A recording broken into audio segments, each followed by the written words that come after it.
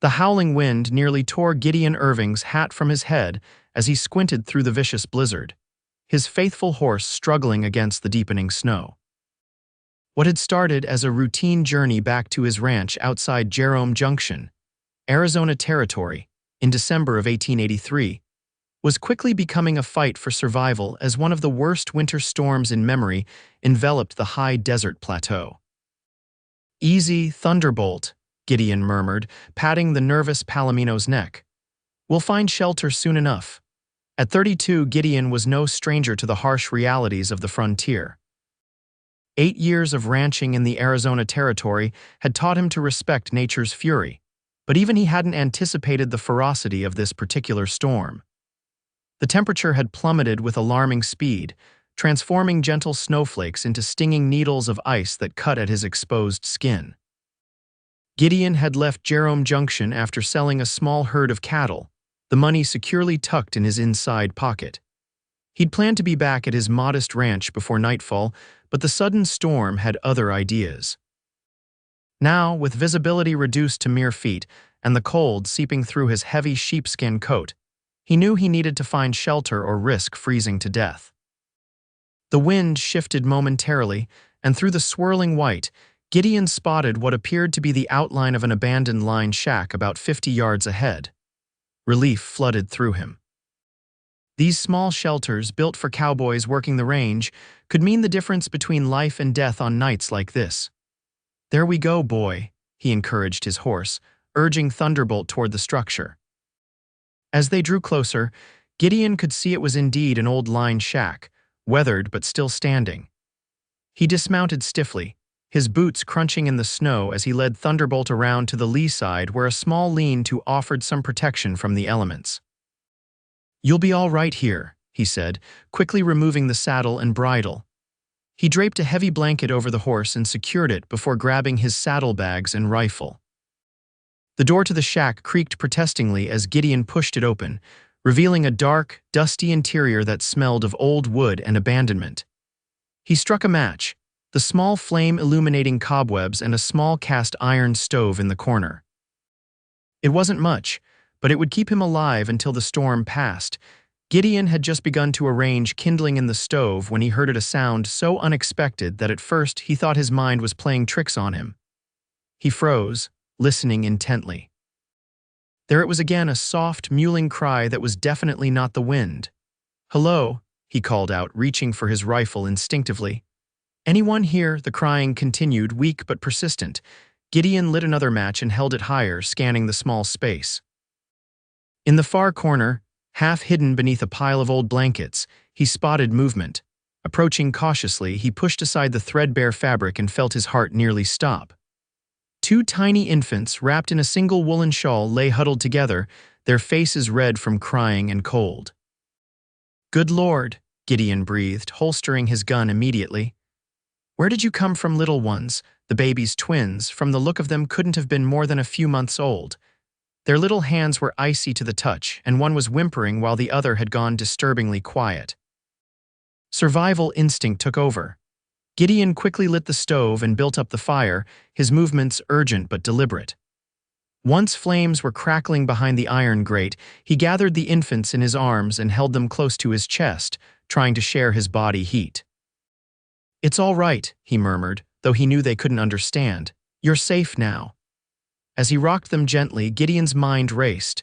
Who would leave 2 babies alone in a line shack during a blizzard? Were their parents nearby, perhaps caught in the storm? Or had they been abandoned deliberately?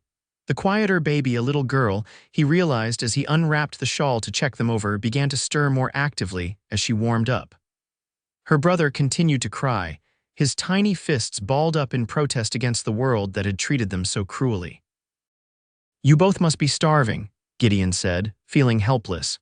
He had some jerky and hardtack in his saddlebags, but nothing suitable for infants. He searched the shack thoroughly, hoping to find some clue about the babies or their parents.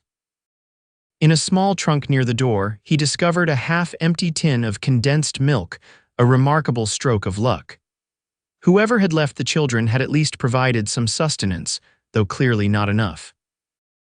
Using his bandana as a makeshift cloth, Gideon carefully dipped it in the diluted milk and let the babies suck on it. It was primitive but effective. Both infants eagerly accepted the nourishment. As the night wore on, Gideon maintained the fire and cared for the twins as best he could. He fashioned diapers from his spare shirt, using strips of fabric torn from an old blanket to secure them. Every hour or so, he would check on Thunderbolt, bringing in handfuls of snow to melt for water. By dawn, the storm had begun to abate, though the world outside remained blanketed in white. Gideon had managed perhaps an hour of sleep, constantly waking to tend to the baby's needs. In the pale morning light filtering through the single grimy window, he got his first good look at the twins. They were identical in almost every way: same button noses, same wispy dark hair, same blue eyes that gazed up at him with innocent trust. Only a small birthmark on the boy's right arm distinguished him from his sister. "What am I going to do with you two?" Gideon asked softly. He was no stranger to responsibility. Running a ranch alone required discipline and commitment, but caring for two infants was entirely beyond his experience. His nearest neighbor was 10 miles away, and Jerome Junction, while growing, was still a small settlement with limited resources. The practical thing would be to take the babies to town as soon as the weather allowed and hand them over to someone better equipped to care for them, perhaps the church or the doctor's wife. But as Gideon looked down at the twins now peacefully sleeping in his arms, something shifted inside him. For 8 years, he had lived alone, working from sunrise to sunset, with only his livestock and occasional visits to town for company. His own family was back east, their letters becoming increasingly infrequent as the years passed. He had built his ranch from nothing, taking pride in his self-sufficiency, but lately he had begun to wonder if there shouldn't be more to life than endless work and solitude. "Well," he said, making a decision, "I guess we'll figure it out together, at least until we can find your mama or papa." By mid-morning, the snow had stopped entirely, though drifts several feet high surrounded the small shack. Gideon prepared for the journey back to his ranch, fashioning a sling from his blanket that would allow him to carry both babies securely against his chest while riding. "It won't be comfortable," he told Thunderbolt as he saddled the horse, "but it's only 5 miles to home." The journey was slow and treacherous. Thunderbolt picked his way carefully through the deep snow, and Gideon remained hypervigilant, constantly checking on the twins and scanning the vast white landscape for any signs of their parents or other travelers. But they encountered no one, just the occasional rabbit or fox tracks marring the pristine surface of the snow. Gideon's ranch came into view just as the winter sun reached its zenith. It wasn't much to look at: a sturdy 2-room cabin with a barn and corral nearby, but the sight of it brought immense relief. He stabled and fed Thunderbolt before carrying the twins inside, where he quickly built up the fire in his stone fireplace. The practical challenges of caring for 2 infants became immediately apparent. He had no cradle, no proper milk, no diapers. Using an old wooden crate lined with blankets as a makeshift crib, Gideon made a list of supplies he would need from town. But the snow was still too deep for a return journey today. "We'll manage," he assured the babies as he warmed the last of the condensed milk. "Tomorrow I'll ride into town for proper supplies." That night, Gideon slept fitfully, waking at every small sound from the twins. By morning, he was exhausted but determined. After feeding them the best he could and securing the cabin, he saddled Thunderbolt again. "I'll be back as quick as I can," he promised, tucking the babies into their improvised crib near the fire. It went against everything in him to leave them alone, even for a few hours, but he had no choice. They needed proper food and supplies if they were to survive. The ride to Jerome Junction was arduous, the trail still partially blocked by snowdrifts.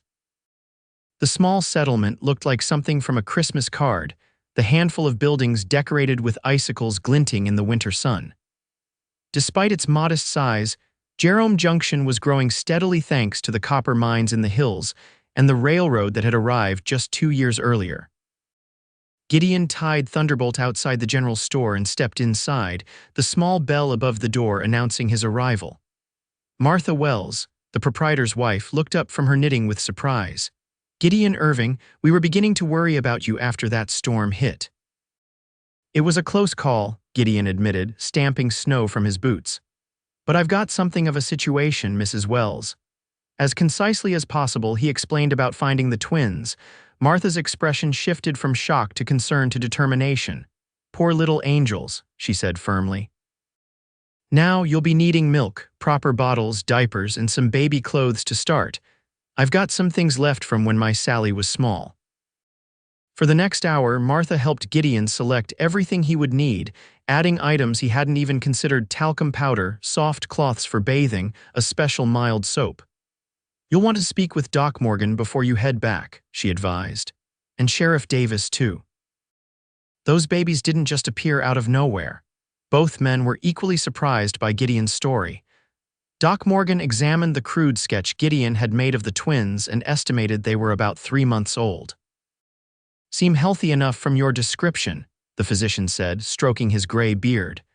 But bring them in when the trails clear properly, and in the meantime, dilute that cow's milk with water. It's too rich for infants otherwise.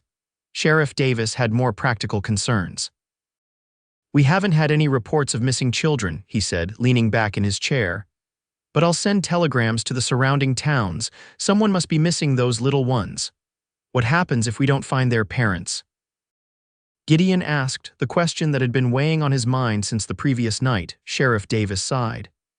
There's an orphanage in Prescott, not the worst place, but Gideon nodded, a strange tightness in his chest. I understand. For now, I'll keep caring for them at my place. You sure about that, Gideon? The sheriff asked skeptically. Single man raising 2 babies on a cattle ranch, that's asking for trouble. I've got space and means, Gideon replied firmly, and it's just until their family is found. By the time Gideon returned to his ranch, the short winter day was already fading. He rushed inside, heart pounding with anxiety, only to find both twins still sleeping peacefully in their makeshift crib. Thank God, he breathed, setting down his purchases before kneeling beside them. I'm back now, little ones. Over the next few days, Gideon established a routine of sorts. He prepared bottles of diluted milk, learned to change diapers without too much disaster, and even constructed a proper crib using lumber he'd been saving for fence repairs. He talked to the babies constantly, telling them about the ranch, his daily tasks, and stories from his own childhood in Pennsylvania. You need names, he said on the 4th morning as he fed the girl her bottle. Can't keep calling you little ones forever. After some consideration, he decided to call the boy Daniel and the girl Hannah Good, solid names from the Bible that his mother had read to him as a child. Daniel and Hannah, he said, testing the names. What do you think? Hannah's response was to spit up milk all over his shirt, which Gideon took as approval. A week passed, then 2. Sheriff Davis sent word that his inquiries had yielded nothing. No reports of missing twins matched their description. The snow began to melt, revealing patches of frozen ground, and Gideon ventured back to the line shack where he'd found them, searching for any clues he might have missed. The shack stood empty and silent, offering no answers. Gideon examined every inch of the small structure, but found nothing except a scrap of paper with what might have been the beginning of a letter. The words too water-damaged to read. As January turned to February, Gideon settled deeper into his role as caretaker. The twins were growing, becoming more alert and responsive. Hannah was particularly vocal, demanding attention with lusty cries, while Daniel was quieter, watching the world with solemn eyes that sometimes reminded Gideon of his own father. You're getting attached, Martha Wells warned when he brought the twins to town for their checkup with Doc Morgan. What happens when their family is found? It's been nearly a month, Gideon replied, bouncing Daniel gently as the boy fussed. I'm starting to think they don't have anyone else. Martha gave him a sympathetic look. And what about you, Gideon? Are you really prepared to raise these children alone? It was a question he asked himself daily. His ranch work had fallen behind, and he was exhausted from the constant demands of caring for 2 infants. Yet he couldn't imagine handing them over to strangers now. They had become, in some indefinable way, his responsibility, his family. The first hint of spring came in early March, the snow receding to reveal tender green shoots in sheltered areas. Gideon was in the barn, repairing tack with Daniel and Hannah nearby in a basket, when he heard the sound of an approaching horse. Visitors were rare at his isolated ranch. Cautiously, Gideon set aside his work and stepped outside, one hand on the revolver at his hip. A woman on a dappled gray mare was approaching slowly, her posture suggesting exhaustion. As she drew closer, Gideon could see she was young, perhaps in her mid-20s, with dark hair escaping from beneath a battered hat.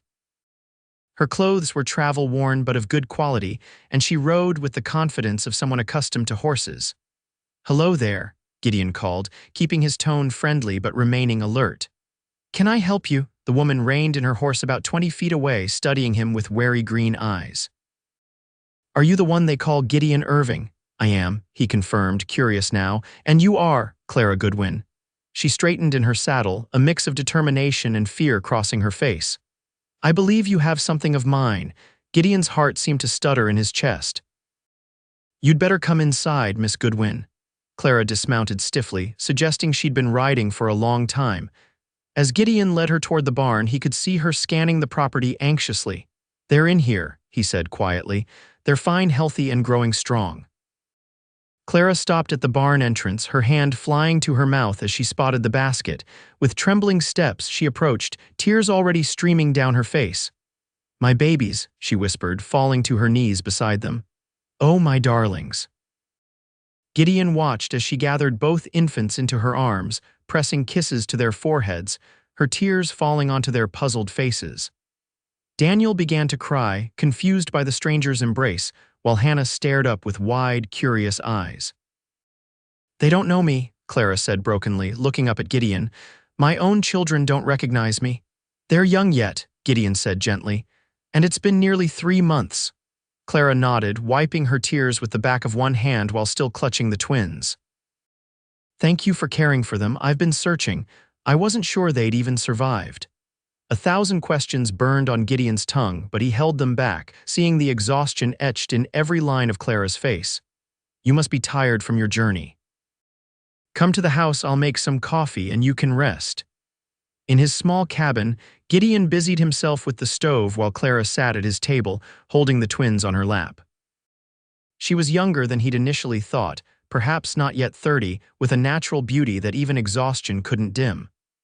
Her accent suggested an Eastern upbringing, similar to his own, but there was something in her manner, a watchfulness, a tension that spoke of recent hardship. "How did you find them?" she asked as he placed a steaming mug before her.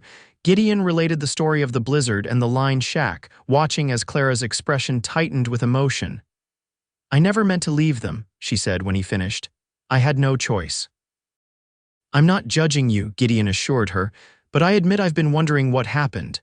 Clara took a deep breath, looking down at her children. "It's a long story and not a pleasant one." "I've got time," Gideon said, settling into the chair across from her. "And I think I deserve to know after all these months caring for them." Clara nodded slowly. "Yes, you do." She took a sip of coffee, gathering her thoughts.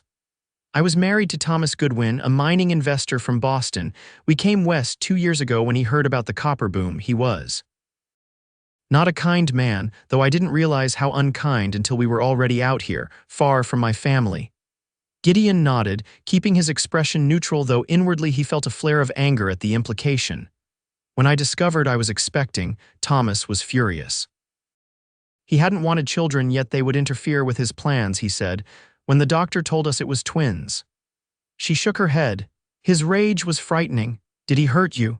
Gideon asked quietly. Clara's silence was answer enough. She continued after a moment. "After Daniel and Hannah were born, things got worse. Thomas started gambling heavily, drinking more. He lost a significant investment in a mine near Jerome Junction and blamed me, said the babies had brought him bad luck. Hannah began to fuss, and Clara gently bounced her knee, a natural maternal gesture that made Gideon's heart ache strangely. 3 months ago, Thomas came home in a terrible state. He'd lost everything in a card game, our savings, his business interests, even our house in Prescott. He said we were leaving, heading to California to start over, but..." She swallowed hard. "He said the twins would slow us down, that we should leave them at an orphanage or with a church." Gideon's hands tightened around his mug. "And you refused." "Of course I refused."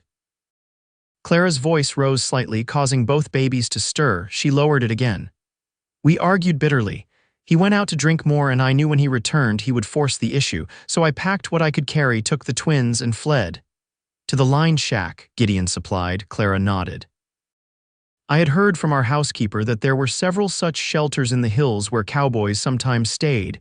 I planned to hide there just for a night, then continue to Flagstaff where I have a distant cousin. But the storm hit, Gideon guessed. Yes. I left the babies in the shack while I went to find firewood and check on my horse. The storm worsened so suddenly, I couldn't find my way back in the whiteout. Tears spilled down her cheeks again. I wandered for hours, calling out, nearly freezing to death before I stumbled upon a trapper's cabin. By the time the storm cleared enough for him to guide me back to the line shack, you and my children were gone. Gideon tried to imagine her desperation, searching for her babies in the brutal aftermath of the blizzard. How did you finally track us down? It took weeks, Clara admitted. The trapper helped me reach Jerome Junction, but by then you had already taken the twins to your ranch. No one in town knew exactly where you lived, only that it was somewhere north of town. I've been searching homestead by homestead, following rumors and directions from ranchers and travelers. And your husband? Gideon asked cautiously. Clara's expression hardened. I don't know, and I don't care. I'm never going back to him. The man I married died somewhere on the journey west, replaced by someone I no longer recognize. Gideon nodded, understanding all too well how the frontier could change people, bringing out either their best or worst qualities. You're safe here, he said simply. You and the children can stay as long as you need to. Relief washed over Clara's face. Thank you. I don't know how to repay your kindness, both for saving my babies and for this offer. No need for repayment, Gideon said, rising to his feet. Let me show you where you can sleep. You look dead on your feet. He gave Clara his bedroom, moving his own bedroll to the main room. As he helped her settle in with the twins, he couldn't help noticing how natural they looked together, a mother and her children, exactly as it should be. Yet he felt an unexpected pang at the thought that soon they would leave, continuing on to Flagstaff or wherever Clara decided to make their new home. In the morning, Gideon woke to find Clara already up, attempting to cook breakfast at his stove while keeping an eye on the twins. You didn't have to do that, he said, embarrassed at the thought of her serving him in his own home. It's the least I can do, she replied with a small smile. Besides, I wanted to prove I haven't forgotten how to cook. It's been a while since I had a proper kitchen. They fell into an uneasy routine over the next few days. Clara cared for the twins while Gideon tended to the ranch work that had accumulated during his months as an unexpected father. He found himself working longer hours, partly to catch up and partly to give Clara space with her children. Yet each evening he looked forward to returning to the cabin, to the sound of Clara's voice as she sang to the twins, to the simple meals they shared at his table. On the fourth night, as they sat before the fire after the babies were asleep, Clara broached the subject that had been hovering between them. I should move on soon, she said quietly. I've imposed on your generosity long enough. Gideon looked up from the bridle he was mending. You're not imposing. Even so, I need to establish a life for myself and the twins. I can't keep living off your charity. Where will you go? Gideon asked, setting aside his work. Clara sighed. I'm not sure. Flagstaff seems sensible. It's growing quickly and I might find work there. But I worry about caring for the twins alone while trying to earn a living. Gideon hesitated, then spoke the words that had been forming in his mind for days. You could stay here. Clara looked at him in surprise. Here, but this is your home, your ranch. It's a big ranch, Gideon said carefully. And I've been thinking about hiring help anyway. You could work as my housekeeper if you want a formal arrangement. The cabin needs a woman's touch, and I've certainly proven that I'm not skilled at cooking. A flicker of something disappointment crossed Clara's face. As your housekeeper. For now, Gideon amended, suddenly nervous. I mean, we barely know each other, but I've grown attached to Daniel and Hannah, the thought of not seeing them again. He trailed off, unsure how to express feelings he was only beginning to understand himself. Clara studied him thoughtfully. I need to think about it. It's a generous offer, but I've just escaped one man's control. I'm wary of putting myself under another's authority so quickly.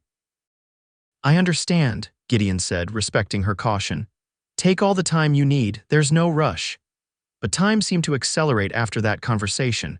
March gave way to April, bringing warm breezes and wildflowers to the rangeland. The twins grew more active daily, and Gideon found increasing joy in returning home to their smiles and Clara's quiet presence.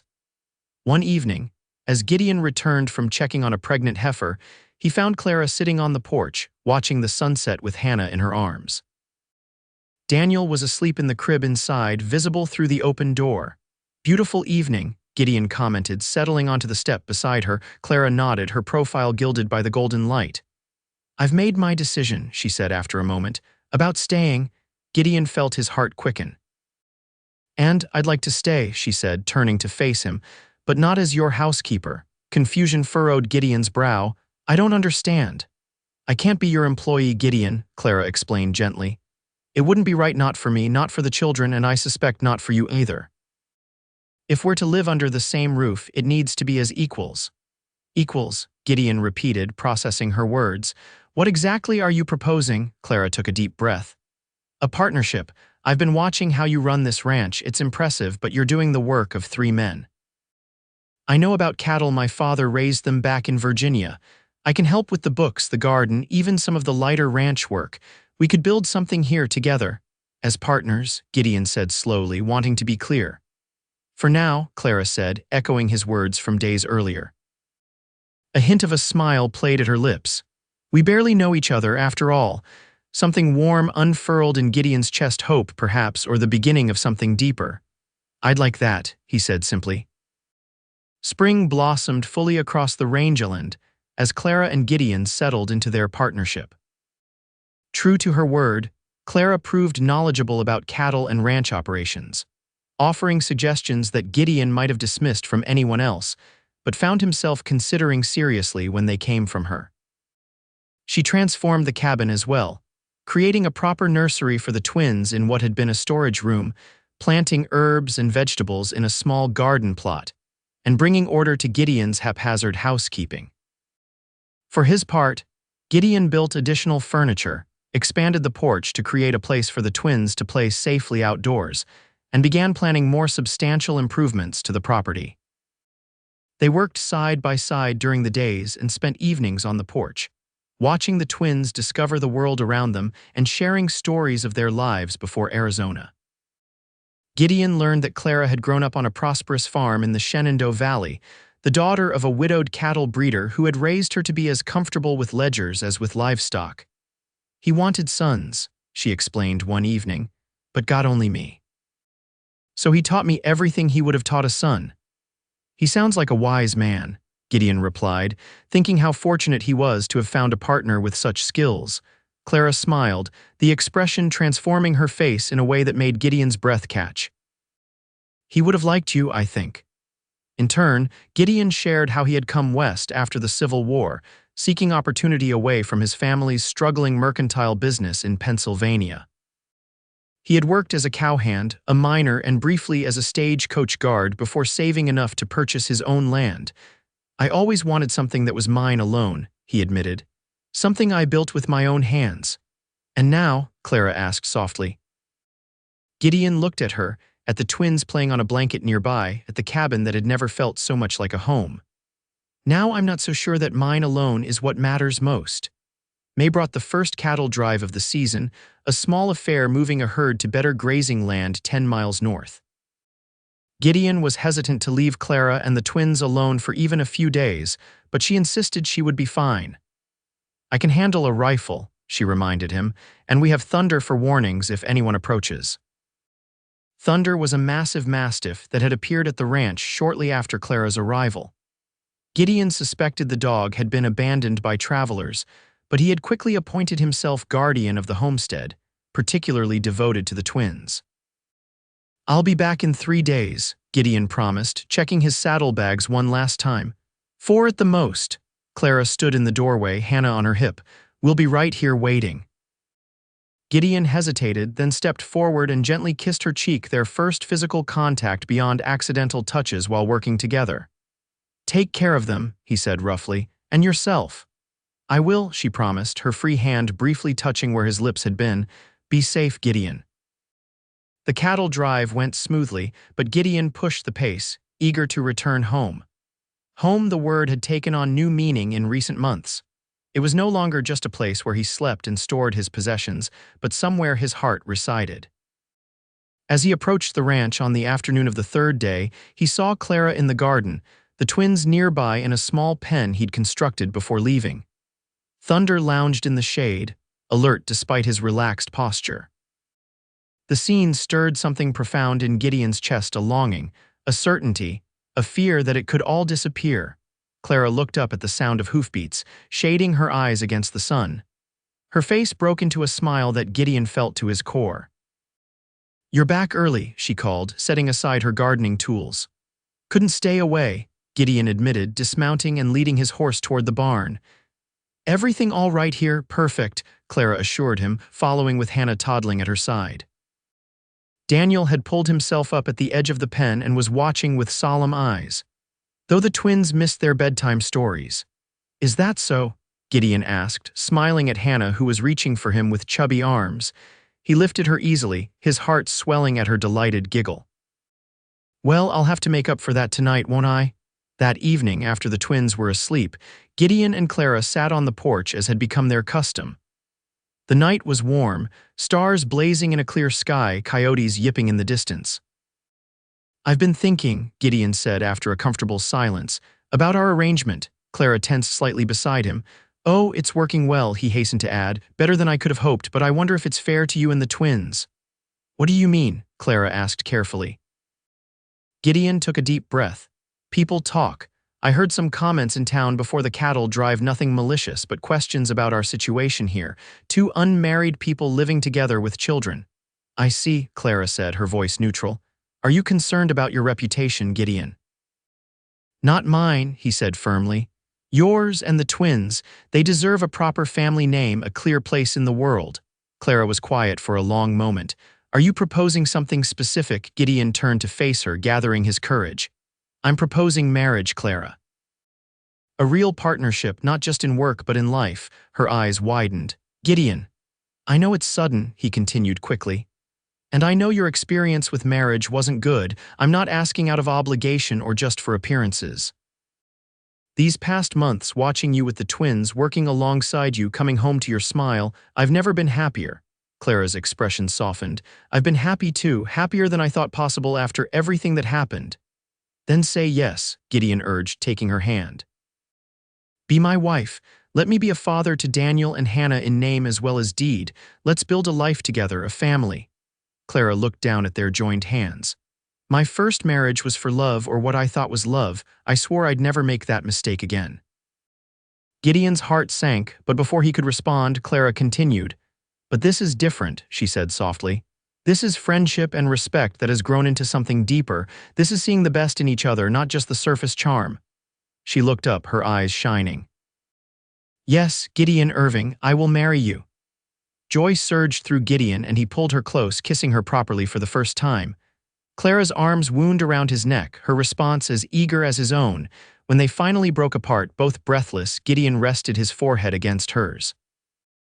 "I think I've wanted to do that since the first moment I saw you ride onto my ranch." Clara laughed softly. "Even dusty and half wild from weeks of searching, especially then," Gideon confirmed. "You were the most magnificent thing I'd ever seen, fierce and determined and beautiful." They were married 2 weeks later in a simple ceremony at Jerome Junction's small church. Martha Wells had helped Clara create a wedding dress from a length of cream-colored fabric, and Gideon wore his one good suit, freshly pressed for the occasion.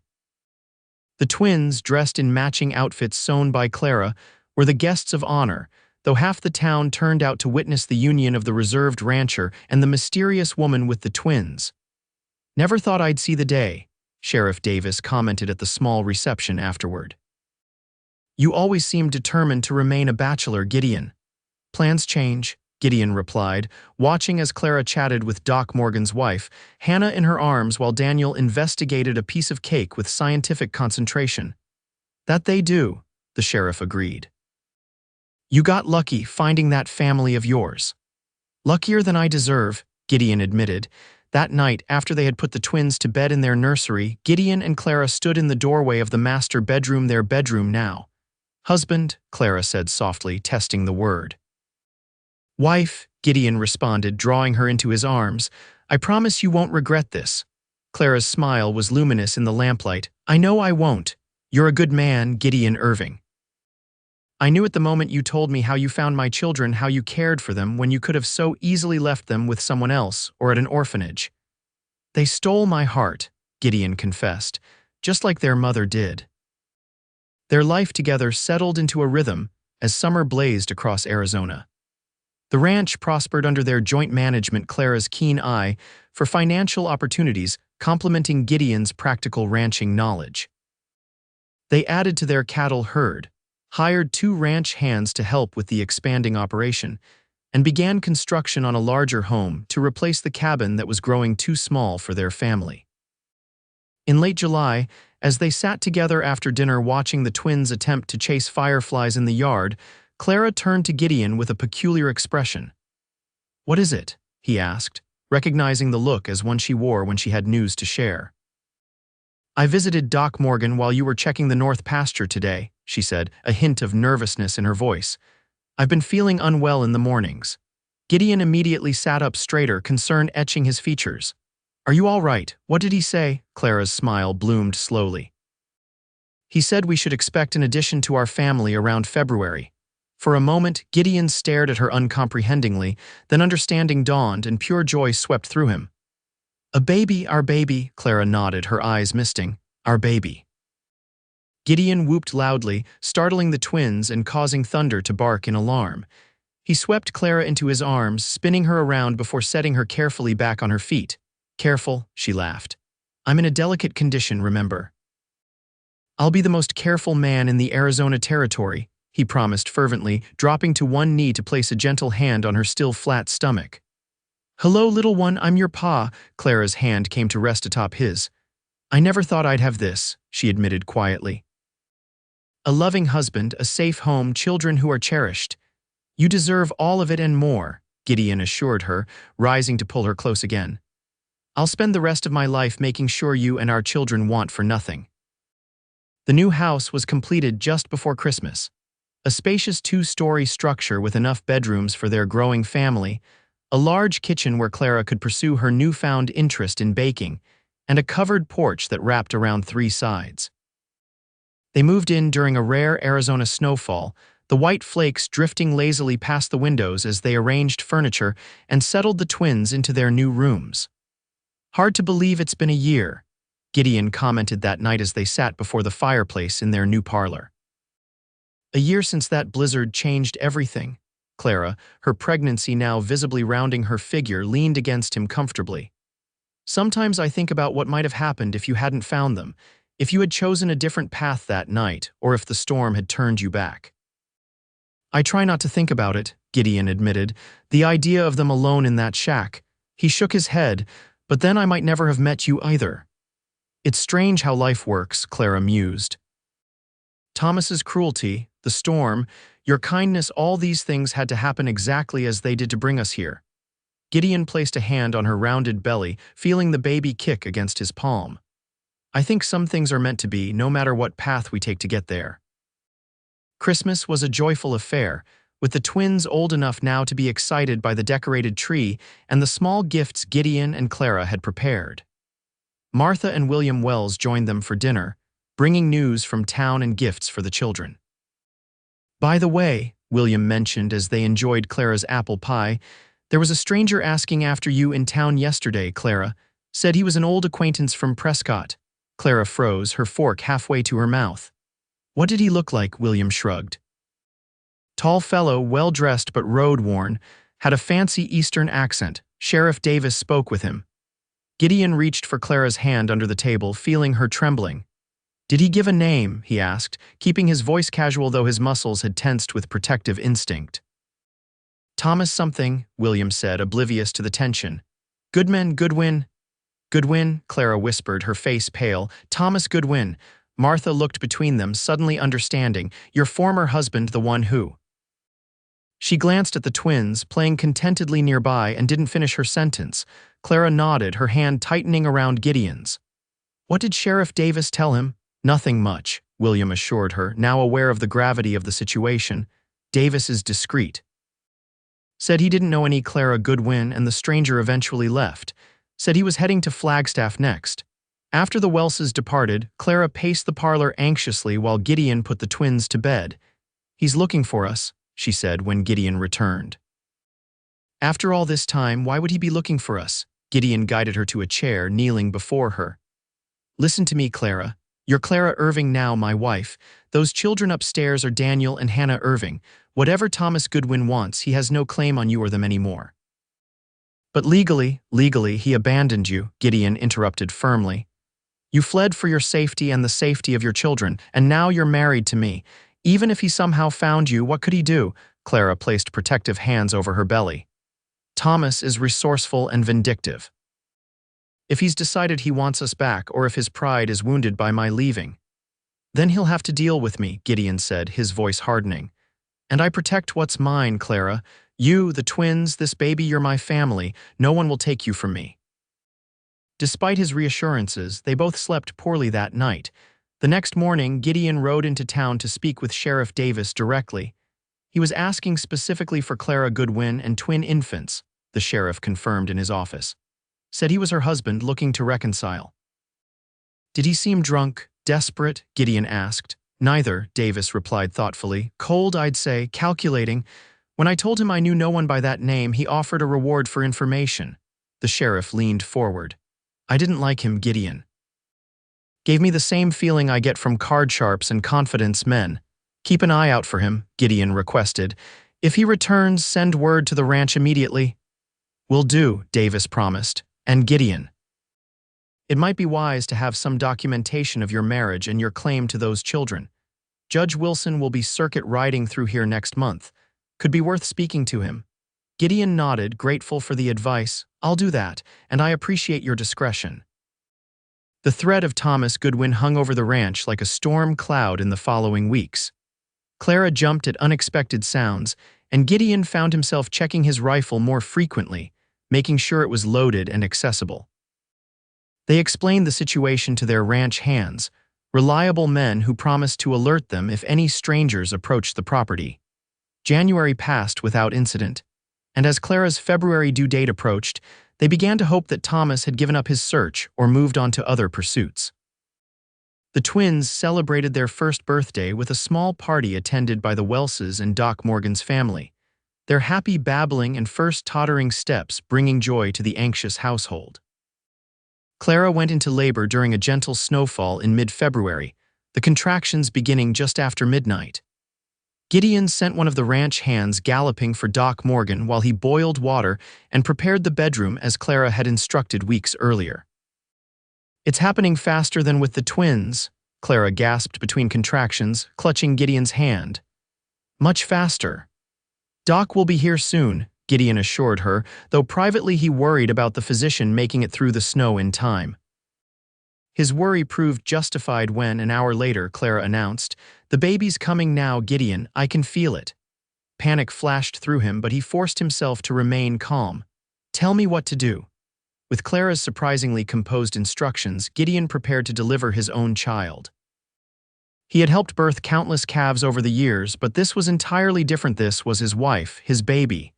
"I can see the head," he said, his voice thick with emotion. "Clara, you're doing wonderfully."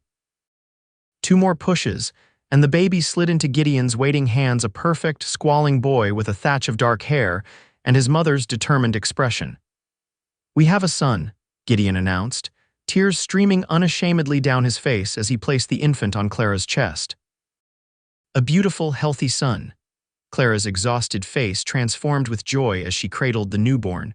"Hello, my darling, we've been waiting for you." Doc Morgan arrived 30 minutes later, pronouncing both mother and child in excellent health. "You did well, Gideon," he commented, packing up his bag. "Not many men could have kept their heads in such a situation." "I had an excellent teacher," Gideon replied, gazing at Clara, who had fallen into an exhausted sleep, their son nestled securely in her arms. They named the baby William Thomas Irving William after Clara's father, and Thomas not after her former husband but after Gideon's grandfather, reclaiming the name for better associations. The twins were fascinated by their new brother, standing on tiptoe beside Clara's bed to peer at the swaddled infant. "Baby," Hannah announced proudly, having recently mastered the word. "That's right, sweetheart," Clara confirmed. "Your baby brother." Gideon watched his family, his wife, his daughter, his sons with a heart so full it felt it might burst. From solitary rancher to father of 3 in just over a year. Life had a way of surprising you, he reflected, and sometimes those surprises were more wonderful than anything you could have planned. Spring came early that year, the rangeland erupting in a riot of wildflowers by late March. Clara recovered quickly from the birth, resuming her role in managing the ranch's accounts while caring for the children. They hired a young woman from town, Jenny Martinez, to help with the housework and childcare, allowing Clara more time for the business aspects she enjoyed. On a warm April morning, Gideon was mending a fence in the south pasture when he spotted a rider approaching from the direction of town. He straightened, shading his eyes against the sun, and recognized the broad shoulders of Sheriff Davis. "Morning, Sheriff," Gideon called as the lawman drew closer. "What brings you out this way?" Davis dismounted, his expression grave. "Thought you should hear this from me directly, Gideon. Thomas Goodwin is back in Jerome Junction." Gideon's stomach clenched. "When?" "Arrived on yesterday's train," Davis replied. "He's staying at the hotel, making no secret of why he's here. Says he's looking for his wife and children who were kidnapped by a rancher." "That's absurd," Gideon growled. "Clara left him willingly after he threatened to abandon their children." "I know that," Davis said, raising a calming hand.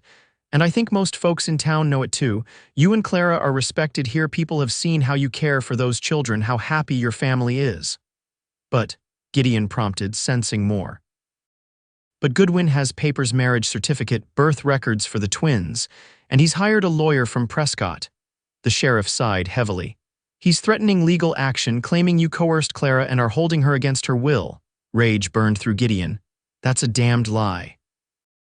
"Of course it is," Davis agreed. "But he's spinning quite a tale. Says he's been searching desperately for his beloved family who vanished during the blizzard last year. Says he never abandoned them, that Clara was confused and disoriented after childbirth." Gideon leaned against the fence post, mind racing. "Does he know where we are, that Clara had another baby?" "Not from me or anyone in my office," Davis assured him. "But Jerome Junction isn't that big, Gideon. Someone might talk, especially if he's offering money for information."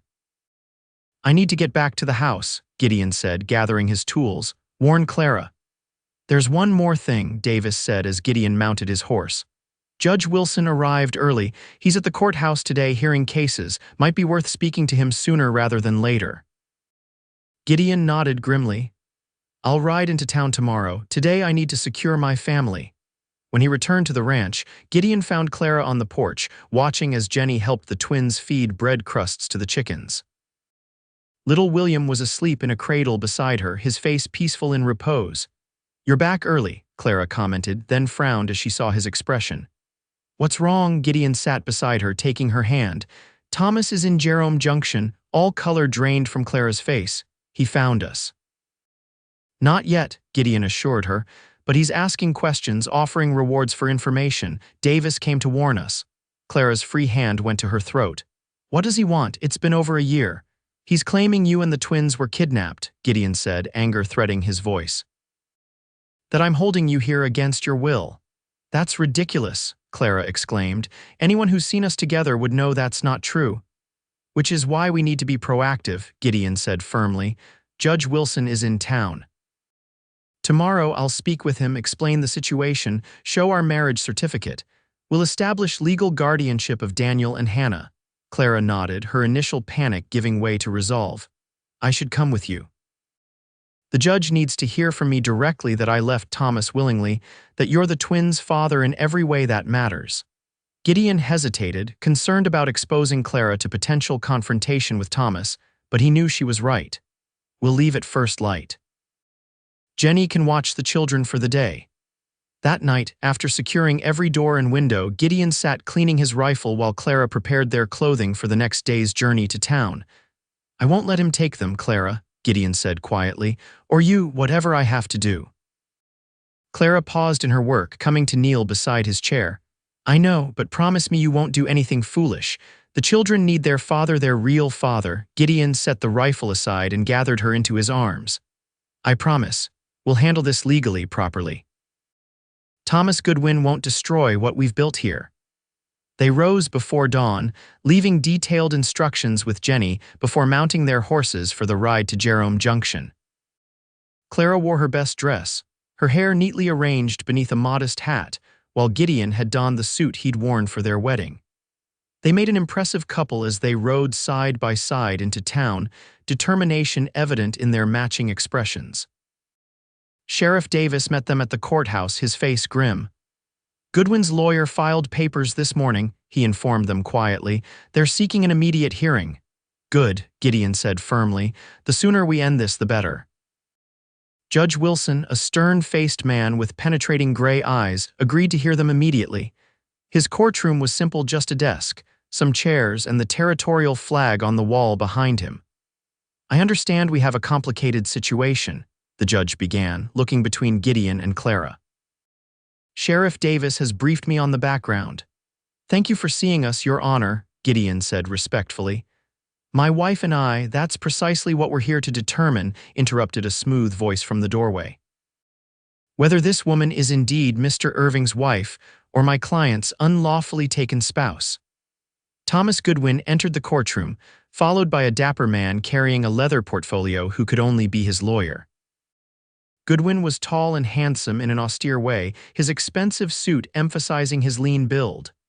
His cold eyes fixed on Clara, who straightened her spine and met his gaze unflinchingly. Mr. Goodwin, Judge Wilson acknowledged, and Mr. Reynolds, Your Honor. James Reynolds, representing Mr. Goodwin in this unfortunate matter. Very well, the judge said. Let's proceed. Mr. Reynolds, please present your client's claim. The lawyer stepped forward, opening his portfolio. Your Honor, my client's wife, Clara Goodwin, and their infant twin children disappeared during the blizzard of December 1883. Mr. Goodwin has been searching tirelessly for them since that time, only to discover that his wife has been living with Mr. Irving, posing as his spouse, while Mr. Irving has assumed parental rights over my client's biological children. That's not true, Clara interjected, her voice steady despite the tension evident in her posture. You'll have your turn to speak, Mrs. Goodwin, Reynolds said smoothly. Mrs. Irving, she corrected firmly. Let's maintain order, Judge Wilson said, raising a hand. Mr. Reynolds, continue. We have documentation of the Goodwins' marriage and the births of their children, Reynolds said, presenting papers to the judge. Mr. Goodwin is a respected businessman who has suffered immeasurable distress during his family's absence. He seeks only to reunite with his wife and children, whom he loves dearly. Thomas Goodwin stepped forward, his expression a carefully composed mask of concern. Your Honor, I understand my wife may have been confused, even frightened after the trauma of the blizzard. She was still recovering from a difficult childbirth with our twins. I bear no ill will toward Mr. Irving for providing shelter, but Clara belongs with me, her lawful husband, as do our children. Gideon's fists clenched at his sides, but he remained silent, trusting in the legal process and in Clara's strength. Mr. Irving, the judge said, turning to him. Your response, Gideon took a deep breath. Your Honor, I found the twin infants abandoned in a line shack during the blizzard. I cared for them for nearly 3 months before Mrs. Irving Clara found her way to my ranch. She had been searching for her children since the storm separated them. And you simply believed her claim to the children, Reynolds interrupted skeptically. There was no doubt they were hers, Gideon replied firmly. They knew her instinctively, and her joy at finding them was genuine. She explained that she had fled from Mr. Goodwin after he threatened to abandon the twins at an orphanage. Thomas made a sound of outrage. That's preposterous. I would never, Mr. Goodwin. You'll have your opportunity to respond, Judge Wilson admonished. Mr. Irving, continue. Gideon presented their marriage certificate and documents showing his legal claim to the ranch and his business dealings. Clara and I were married in this very town 3 months after she arrived. We have established a home and a family. We have a new baby son. The twins know me as their father, the only father they've ever known. A touching story, Reynolds said dismissively. But it doesn't change the fact that Thomas Goodwin is legally married to Clara and is the biological father of the twins. Whatever arrangement she made with you, Mr. Irving, was undertaken while she was still bound by her marriage vows to my client. I believed my husband dead, Clara said suddenly, her clear voice cutting through the tension in the room. "May I speak now, Your Honor?" Judge Wilson nodded, studying her with interest. "Please do, Mrs. Madam." Clara stood, her posture regal despite her evident nervousness. "When I left Prescott with my babies, it was because Thomas had lost everything gambling and threatened to abandon our children. He was violent, Your Honor. I feared for my safety and the safety of my twins." "Lies," Thomas hissed. "I never laid a hand on her." "During the blizzard, I became separated from my children," Clara continued, ignoring the interruption. "When I finally made my way back to the line shack, they were gone. I spent months searching for them, eventually finding them with Gideon, who had cared for them as if they were his own." She took a steadying breath. "After I arrived at Gideon's ranch, I heard from a traveler passing through Jerome Junction that Thomas Goodwin had died in a saloon brawl in Tucson. I believed myself a widow, Your Honor. My marriage to Gideon was entered into in good faith." "Do you have any evidence of this report?" Judge Wilson asked. Clara shook her head. "Only what I was told. I had no reason to doubt it. Thomas had been heading south when last I saw him." Thomas stepped forward. "Another lie, Your Honor. I was never in Tucson. I've been searching for my family across the territory." "If I may, Your Honor," Sheriff Davis interjected from his position near the door.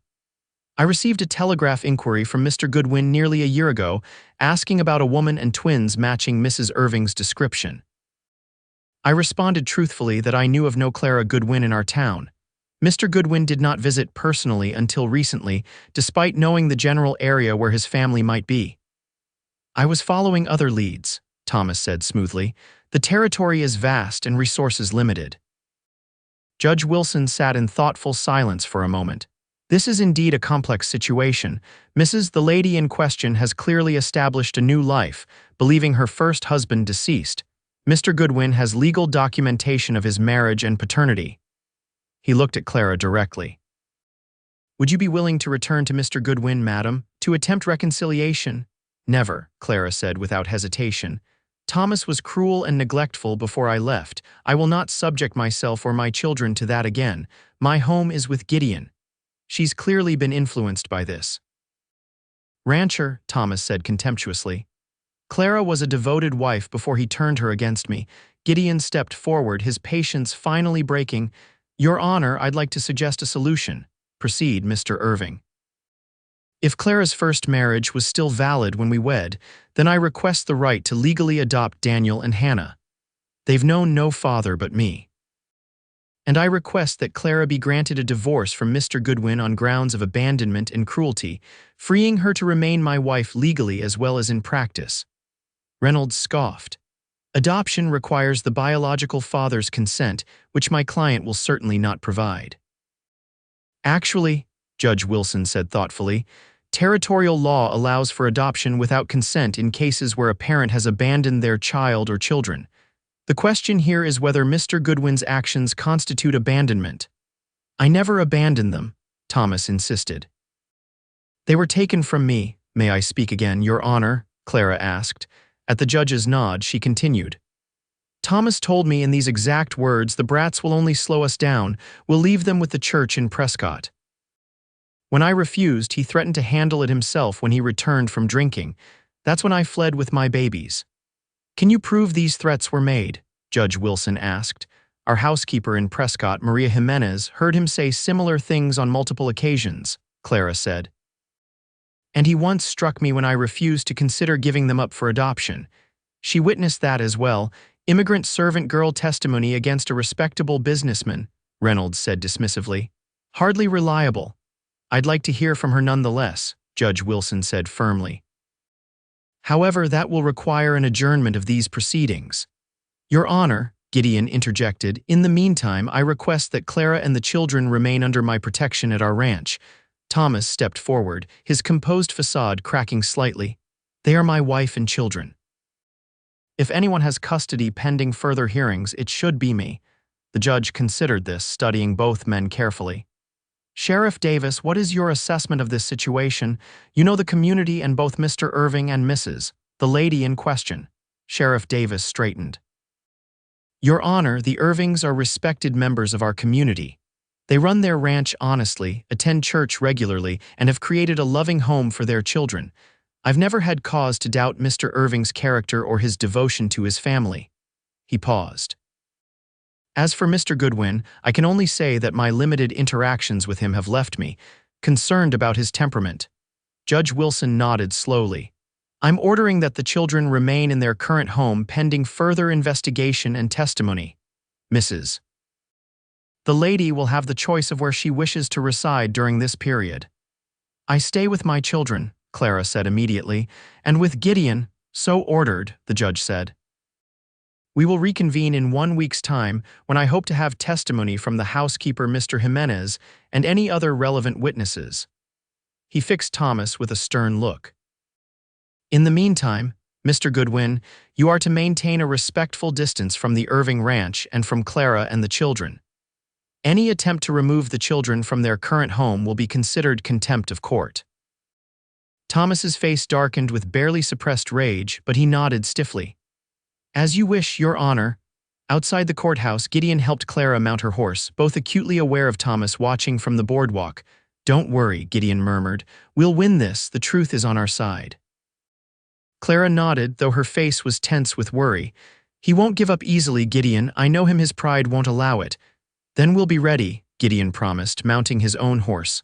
Together, they rode home in thoughtful silence, each contemplating the battle ahead. Gideon sent a telegram to Prescott that afternoon, seeking Maria Jimenez. Clara wrote a letter to the woman, pleading for her testimony and assuring her that travel expenses would be covered. The next few days passed in a state of heightened vigilance.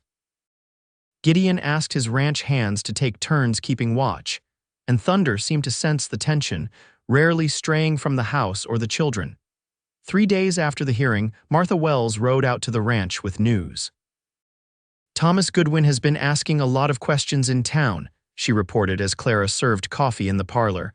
"Trying to find anyone who might speak against you too." "Has he found anyone?" Gideon asked, bouncing William on his knee. Martha snorted. "Not likely. Everyone who knows you knows what kind of man you are, and Clara has made friends with every woman in the sewing circle." She hesitated. "But he's persuasive and free with his money. I thought you should know." "Thank you, Martha," Clara said softly. "You've been a true friend." After Martha left, Gideon found Clara in the nursery, watching the twins nap while she nursed William. "We should consider what happens if the ruling doesn't go our way," he said quietly, leaning against the doorframe. Clara looked up, her eyes haunted. "I won't go back to him, Gideon. I won't let him take my children." "I know," Gideon assured her. "I was thinking we might need to leave, start fresh somewhere Thomas can't find us." "Run away?" Clara asked, surprised. "That's not like you, Gideon." He crossed to kneel beside her chair.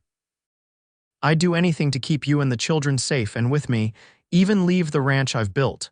Clara touched his cheek tenderly. "Let's hope it doesn't come to that. I have faith in Judge Wilson and in the truth." The day before the scheduled hearing, a dusty stagecoach delivered Maria Jimenez to Jerome Junction. Gideon met her at the station, finding a petite, determined-looking woman of about 40 with clear eyes and a firm handshake. "Senor Irving," she greeted him. "I came as soon as I received Clara's letter." "Thank you, Mrs. Jimenez," Gideon said sincerely. "Your testimony could make all the difference." "I tell only truth," Maria said simply. "Senor Goodwin was not good man, not good husband, not good father. Clara and babies deserve better." Gideon brought Maria to the ranch, where Clara greeted her former housekeeper with a tearful embrace. The twins, now toddling confidently around the house, regarded the newcomer with solemn curiosity. "So big now," Maria exclaimed, bending to their level. "Last time I see you, just tiny babies." She looked up at Gideon. "They are happy here, anyone can see." "Will you testify to that?" Clara asked anxiously. "And to what you saw in Prescott?" Maria nodded firmly.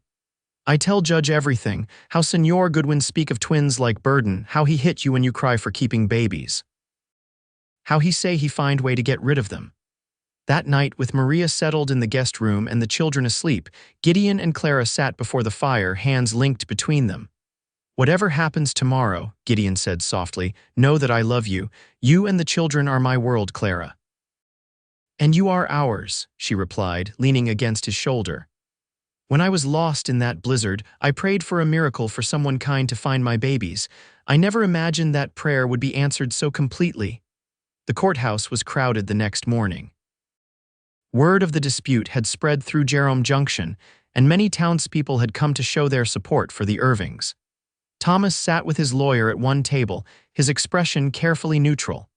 Gideon, Clara, and Maria sat at another, with Sheriff Davis standing supportively behind them. Judge Wilson called the hearing to order promptly at 9 o'clock. "I understand we have additional testimony today," he began. "Mrs. Jimenez, please come forward." Maria's testimony was damning.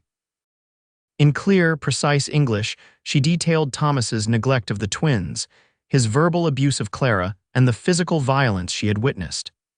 She described his threats regarding the babies and his increasingly erratic behavior after financial losses. "The night Senora Clara leave, I help her," Maria admitted frankly. "I fear what happen if she stay. Senor Goodwin come home very drunk, very angry. I believe he hurt her, maybe babies too."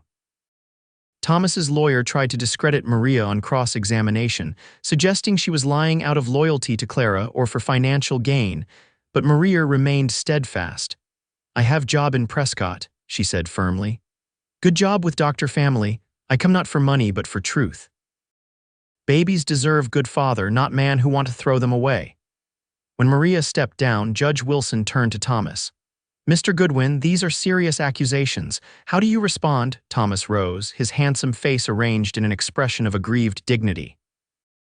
"Your Honor, I admit I was under significant financial pressure during the period in question. I may have spoken harshly, but I never intended to abandon my children. As for striking my wife perhaps in the heat of an argument, I gestured too emphatically. Clara was emotionally fragile after the twins' birth.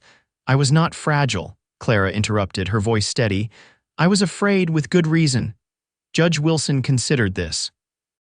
"Mr. Goodwin, even setting aside the allegations of physical abuse, it seems clear you expressed intention to separate the children from their mother against her wishes. Would you characterize that as acting in their best interests?" Thomas hesitated, then recovered. "I was exploring options, Your Honor.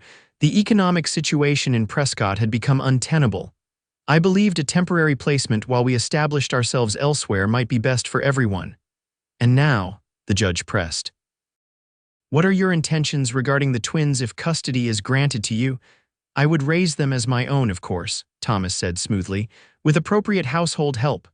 Without their mother," Thomas glanced at Clara, a flicker of something cold in his eyes. "Clara is my lawful wife. I would welcome her return to our marriage, but if she refuses, I am prepared to raise our children alone." Judge Wilson turned to Gideon. "Mr. Irving, you've requested adoption of the twins. Can you assure this court that you're prepared for the responsibility of raising children not biologically your own?" Gideon stood, his voice steady and sincere. "Your Honor, I've been caring for Daniel and Hannah for over a year now. I was there for their first steps, their first words. I've rocked them to sleep and taught them to feed the chickens. They call me Papa. Biology doesn't make a father love and commitment do. I couldn't love them more if they shared my blood." A murmur of approval rippled through the spectators. Judge Wilson nodded thoughtfully, then addressed Clara. "Madam, you find yourself in an unusual position, legally married to two men, though the second marriage was entered into with the good faith belief that the first had ended. What are your wishes regarding these marriages and the custody of your children?" Clara rose, her bearing dignified despite her obvious nervousness.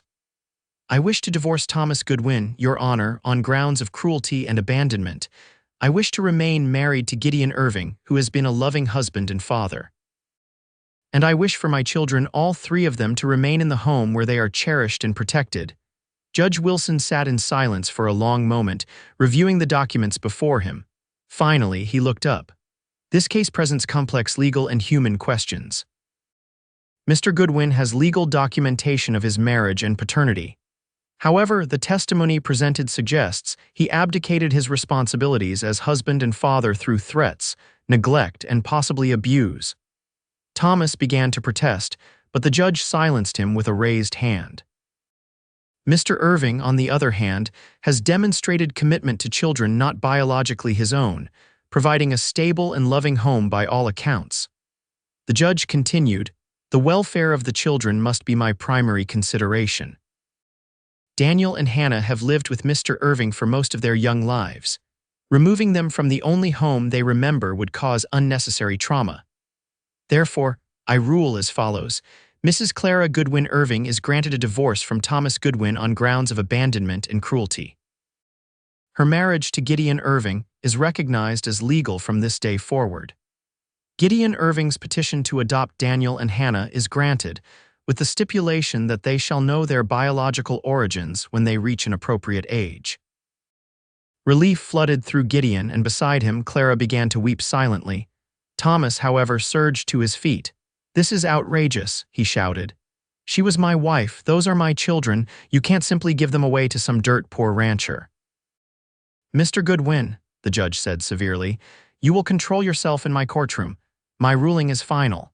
Sheriff Davis, please ensure Mr. Goodwin leaves town peacefully." Thomas glared at Clara with such naked hatred that Gideon instinctively moved to shield her. "This isn't over," Thomas hissed before his lawyer pulled him away. Outside the courthouse, friends and neighbors surrounded the Irvings with congratulations and support. Martha Wells embraced Clara tightly. "It's over now," she assured her. "You can get on with your lives." But as they mounted their horses for the ride home, Gideon caught sight of Thomas watching from across the street, his face a mask of cold fury. Gideon couldn't shake the feeling that Martha was wrong, that something about Thomas Goodwin's demeanor suggested a man who would not accept defeat so easily. His concern proved justified 3 nights later, when Thunder's frantic barking woke them shortly after midnight. Gideon was instantly alert, reaching for the rifle he kept beside the bed. "Stay here with the children," he told Clara, who was already moving toward the nursery where William had begun to cry. "Lock the door.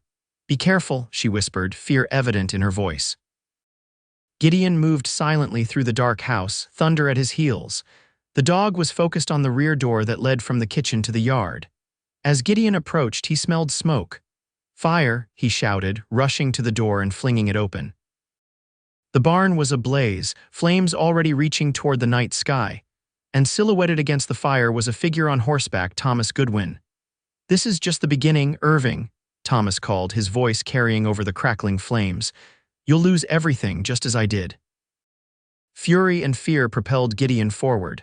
"Get off my land, Goodwin," Thomas laughed, a chilling sound. "Your precious judge gave you my children, but he can't protect you from me. I'll be watching, waiting." One day, when you least expect it, the crack of a rifle shot cut through the night, the bullet kicking up dirt near Thomas's horse. The animal reared in panic, nearly unseating its rider. Sheriff Davis emerged from the shadows, rifle raised. "That was a warning, Goodwin. The next one won't be." Gideon hadn't even heard the sheriff approach, but he had never been so grateful for the man's presence. Thomas regained control of his horse, his face contorted with rage. "This isn't justice." "No," Davis agreed calmly. "Justice would be arresting you for arson and attempted murder. How many people are in that house that could have burned if the fire had spread, including children, your own children, by your claim?" Thomas seemed to hesitate, the full implications of his actions sinking in. Gideon took advantage of the moment to race toward the barn, shouting for his ranch hands who were already emerging from their bunkhouse. "Get the horses out," he ordered, "and fetch water from the well." For the next hour, Gideon fought alongside his men to contain the blaze. They managed to save most of the barn and all the animals, though one section of the roof collapsed in a shower of sparks and burning timber. When the fire was finally under control, Gideon found Sheriff Davis waiting on the porch, Clara and the children safely inside. "Goodwin?" Gideon asked, wiping soot from his face. "Gone," Davis replied grimly.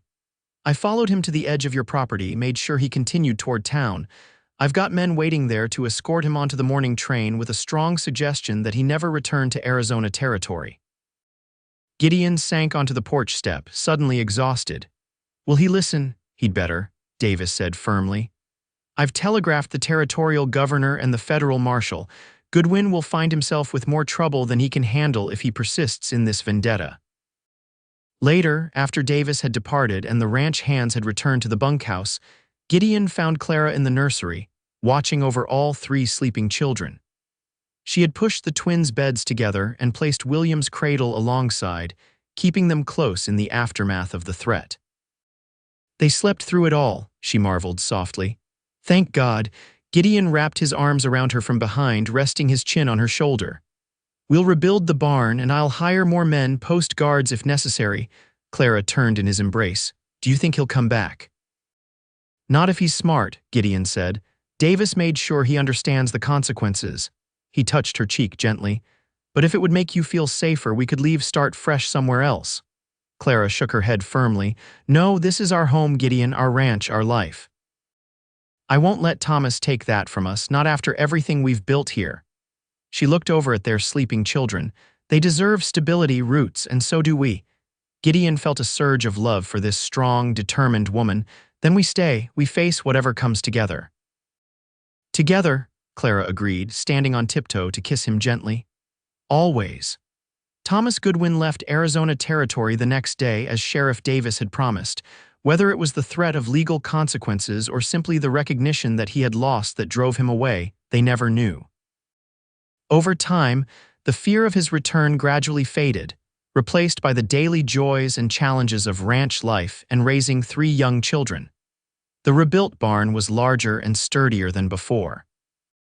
The ranch prospered under Gideon and Clara's joint management, expanding to include more cattle, horses, and eventually sheep.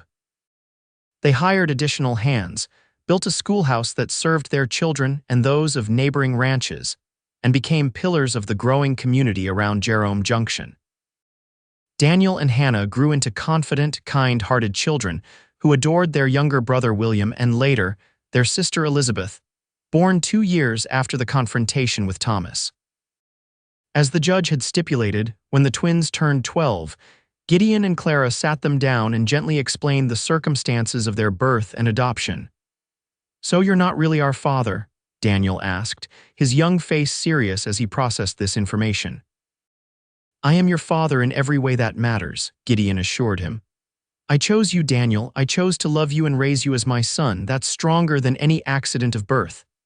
And the other man, Hannah asked hesitantly, will he ever come back for us? Clara gathered her daughter close. No, sweetheart, you belong here with us. This is your home, your family.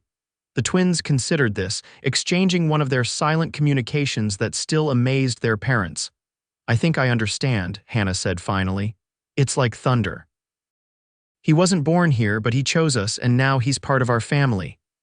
And we chose him back, Daniel added thoughtfully. Just like you chose us, Pa, Gideon smiled, his heart full. That's right, son, and it's been the best choice I ever made finding you two in that blizzard, bringing you home. 5 years later, on a crisp December evening marking the anniversary of that fateful blizzard, Clara found Gideon on the porch, watching their children playing in the yard. Elizabeth was teaching William some complicated clapping game, while the twins, now nearly 18, were discussing the new foal born in the stables that morning. Penny for your thoughts, Clara said, wrapping a shawl around her shoulders as she joined him. Gideon smiled, pulling her close to his side. Just thinking about how different my life would be if I hadn't decided to ride through that blizzard 15 years ago. We might never have met, Clara mused. I might never have found the twins. Everything would be different. I was alone then, Gideon said softly. A solitary man with a ranch but no real purpose beyond the next season, the next cattle drive. He gazed at their thriving family, their prosperous homestead. Now look at us. Clara followed his gaze, watching as Daniel scooped up Elizabeth for a piggyback ride, her delighted laughter carrying across the yard. Hannah was demonstrating to William how to properly throw a lasso, her movements confident and precise, her father's daughter in every way that mattered. I remember that first night you brought me here, Clara said. I was so afraid, so uncertain of my future, I couldn't imagine how I would support the twins alone. And I couldn't imagine my quiet ranch filled with children's laughter and a wife's love, Gideon replied. It seems we saved each other, Clara. She smiled up at him, the years having only deepened her beauty in his eyes. Perhaps that storm was a blessing in disguise. No perhaps about it, Gideon said firmly, bending to kiss her. It was the best blizzard of my life. As twilight settled over the ranch, Gideon called the children in for dinner. They came running, 4 healthy, happy young people who were the living embodiment of the family he and Clara had built together. A family formed not by blood alone, but by choice, by love, and by the extraordinary circumstances that had brought a lonely cowboy and a desperate mother together in the heart of a winter storm. Watching them gather around the table, Gideon offered a silent prayer of gratitude for the twisted path that had led him to this moment, to this home filled with love, to this life he had never dared to dream possible. A single choice on a snowy night had changed everything, turning a solitary existence into a life rich with purpose and connection. As he took his place at the head of the table, with Clara at his side and their children around them, Gideon knew with absolute certainty that he had found something far more valuable than any gold rush or cattle fortune. He had found his true home, his heart's destination, in the family that destiny had so unexpectedly provided.